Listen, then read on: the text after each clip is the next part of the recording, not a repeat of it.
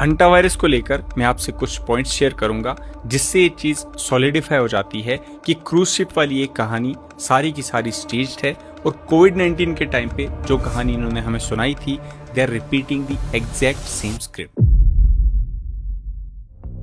अगर आपको याद हो तो कोविड-19 डिफरेंट कंट्रीज तक कैसे फैला था, एक जापानीज क्रूज शिप के थ्रू जिसका नाम था डायमंड प्रिंसेस। इस शिप में 700 पैसेंजर्स गॉट इन्फेक्टेड जो इस वायरस को अपनी अपनी कंट्रीज तक लेके गए। अब आज हंटा वायरस के टाइम पे भी हमें एग्जैक्टली यही स्टोरी बताई जा रही है कि एक क्रूज शिप में 10 लोग हंटा वायरस से इन्फेक्ट हुए जो इस वायरस को अपनी अपनी कंट्रीज तक लेके जाने वाले हैं। इस वायरस के आउटब्रेक के बाद क्रूज शिप से एक ही वीडियो आई थी जिसमें एक यंग लड़का क्लियरली स्क्रिप्ट देख के एक वीडियो बना रहा था और रोते रोते ये कह रहा था कि we want to reach our homes safely. अब मैं आपको बताता हूँ कि लड़का है कौन। जेक रोजमरीन नाम का लड़का एक सोशल मीडिया इन्फ्लुएंसर है एंड ही इज ऑल्सो एक क्राइसिस एक्टर जिसको कोविड के टाइम पे कोविड पेशेंट दिखाया गया था और बाद में इसने एक वीडियो भी बनाया था जिसमें कोविड-19 वैक्सीन को प्रमोट कर रहा था। Gorgeous girls get vaccinated. तो clearly Jake Rosmarin is a crisis actor जो कोविड-19 की तरह एक बार फिर से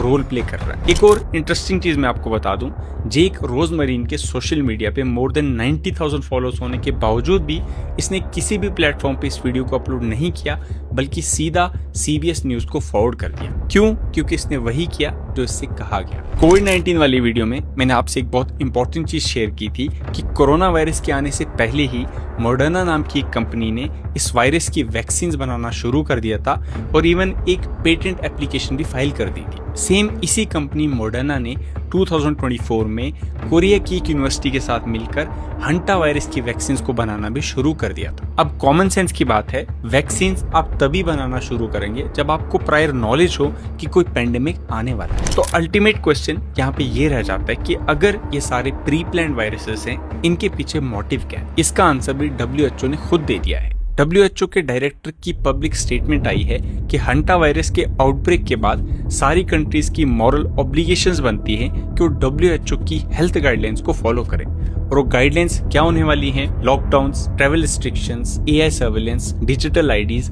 एंड अल्टीमेटली ग्लोबल कंट्रोल। देखिए, हंटा वायरस एक और पेंडेमिक बनेगा नहीं, ओनली टाइम विल टेल। लेकिन एक चीज सर्टेन है कि इस वायरस की शुरुआत किसी क्रूज शिप से नहीं हुई। आपको पता है फाइजर ने 2021 में एक 9 पेज रिपोर्ट पब्लिश की थी जिसमें उन्होंने अपनी वैक्सीन के पॉसिबल साइड इफेक्ट्स बताए थे और आपको पता है उनमें से एक साइड इफेक्ट क्या था?